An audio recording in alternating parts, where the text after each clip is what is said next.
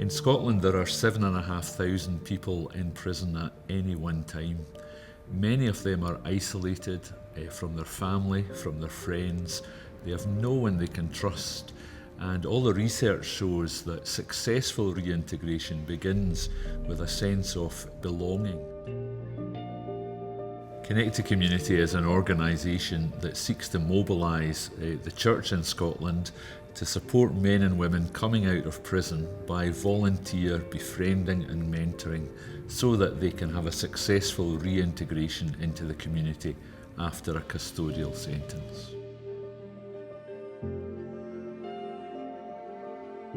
I ended up in prison after a very violent crime.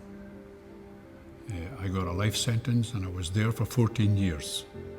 The future scared me.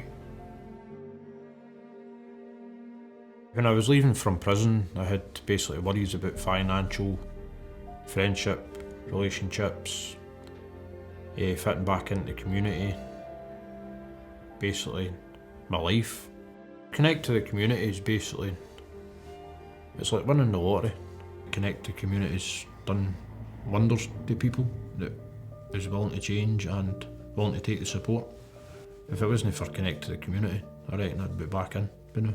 To have someone by your side as you tackle the issues of homelessness and employment and reintegration with your family, someone who's committed to you and has you at the centre of their vision, makes a tremendous difference.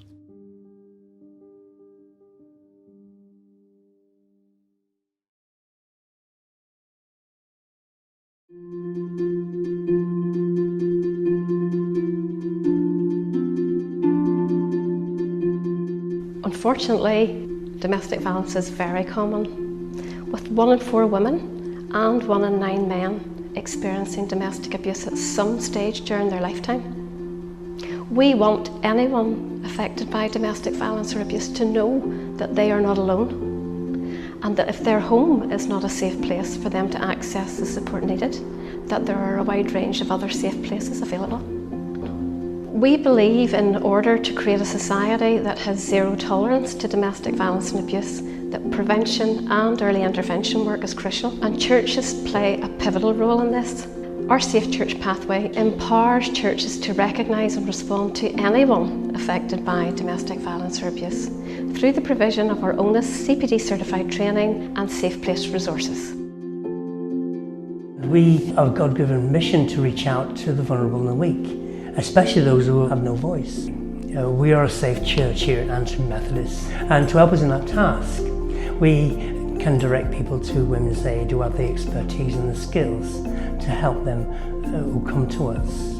And we pray that we can play a wider part in the campaign and raising awareness so we can stop and even end violence and abuse in any form. Our accredited safe churches will provide a safe place for anyone affected by domestic violence or abuse to confidentially access information and support services available.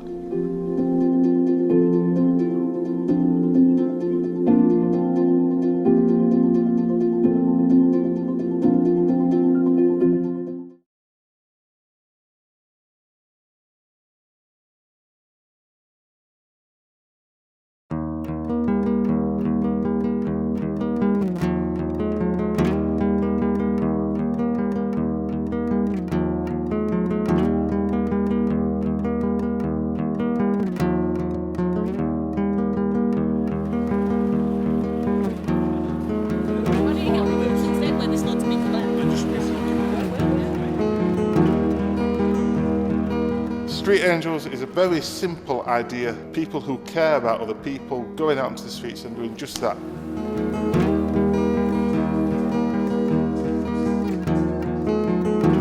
We meet at 9 o'clock and we'll just wander the streets, looking out for people, whether they're visiting the theatre, whether they're out clubbing, whether they're working in the town centre, for people who are lying in the gutter, covered in sick or whatever else. It's actually picking them up, carrying back to our safe place cafe, cleaning them up, getting them to a state where they can get into a taxi and getting them home. We have a fantastic team of volunteers who commit to this week in, week out, who give up their weekends for the sake of others.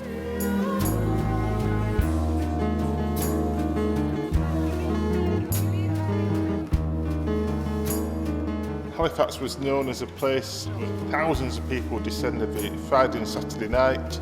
There'd be binge drinking, violence, sexual assault, spots of underage drinking, and really the town centre had become a no-go area for the majority of people. We've learnt lots over the last 5.5 years, and in our first year in Halifax Town Centre, violent crime was reduced by 42%. And it was great that the police and the council and other agencies said it's because Christians who care are out on the streets of our town actually doing something, putting their faith into action and making a difference. The thing that makes it worthwhile for me is the people that we help, and the people that come back to say thank you. The young girl that we pick up age 14 who then comes back 4.5 years later to say, because of you, my life got sorted and I'm now gone to university and I'm a better person because of the help that you gave.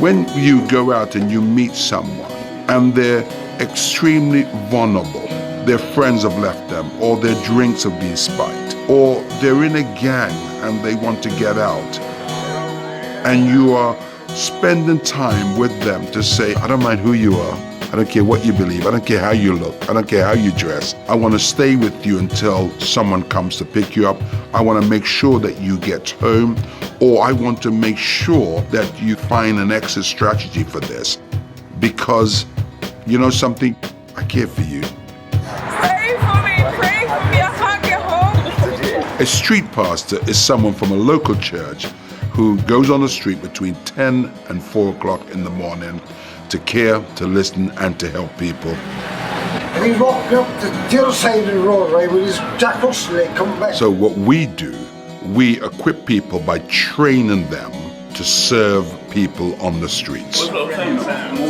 There are some 13-year-olds who are also... You could be 90 years of age or you could be 18. We give you all the tools so that you can be effective in serving your community. It's not about the amount of people you talk to or help. The fact you could spend all night with one person, that's enough. That's it. That is what you're there to do. It's not enough for you.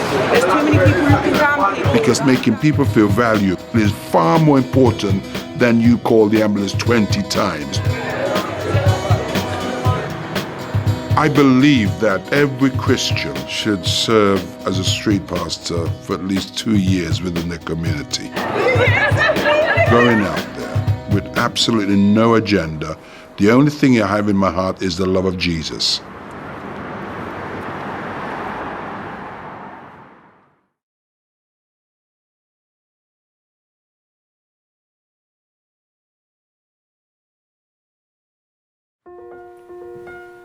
Hey Josh, you alright? TLG Early Intervention is about taking time with children and young people who are at that point of crisis in their education, enabling families to hope again that school could be a success for their child.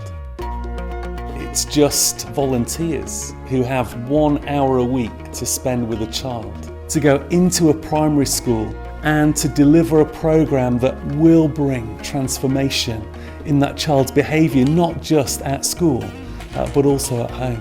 And the shield says something about what's important to you. It's like a picture of who you are and what you like. One of the great activities that we do is to encourage children to actually create a shield which represents them. To do that in a really creative way, but to give them chance to reflect on who they are and the people who are around them. And it's not just about education, it's about coaching and nurturing the whole family.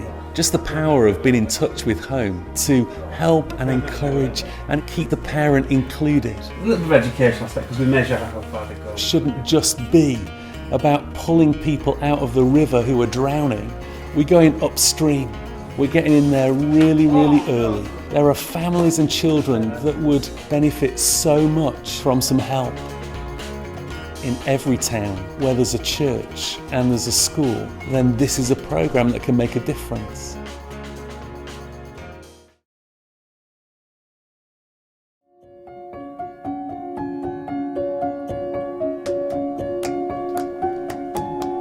Statistics tell us that over 2/3 of the prison population were excluded from school.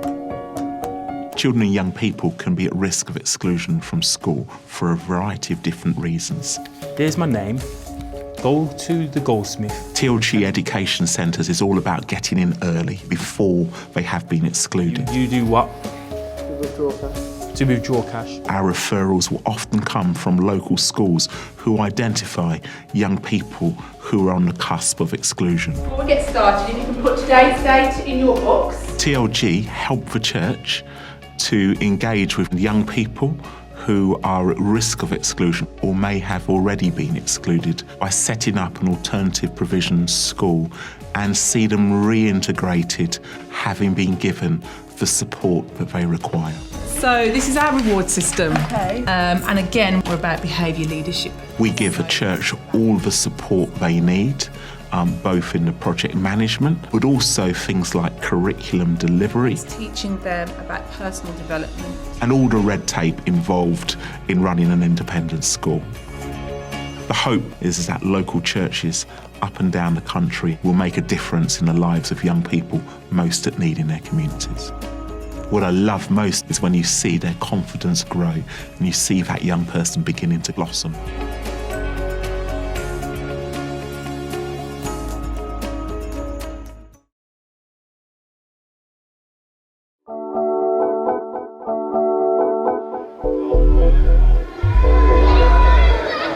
There's something socially and spiritually significant about the relationships between fathers and their children. Sometimes there's not the opportunity for them to spend time, just the dad and the child. And I think Who Let the Dads Out gives them that opportunity within a church context. It gives them an opportunity to spend time together, to have fun together. Who Let the Dads Out exists to inspire, equip and support local churches to set up ministries to reach out to fathers and children within their communities. We're not prescriptive about how it should be run. We just want Who Let the Dads Out to be a catalyst for engaging with fathers and their children and for building up relationships with people in the community. Because I'm at work all week, you've only got a finite time at the weekends to do something, so this is a good opportunity. The thing that dads often don't get is an opportunity to mix with other dads and talk to other dads, and that's what Who Let the Dads Out gives them. It has been quite busy. It's annual review time at work. They also get the benefit of engagement with people from the church, people who can express God's love to them. It's your first time. Hello, I'm Simon. Nice to meet you. And begin to build up relationships with them. Yeah, I never knew anything like this existed, so it's great. We've been around for about 10 years now, and it tends to be weekends. If the church wants to set up a Who Let the Dads Out group, I'd recommend that they start off with our website, find out where the closest group is, and go out and see what happens in practice. I genuinely think that Who Let the Dads Out can change a nation. I think if we turn the hearts of fathers to their children and the hearts of children to their fathers, and we make ready a people prepared for God, I think that can change a nation.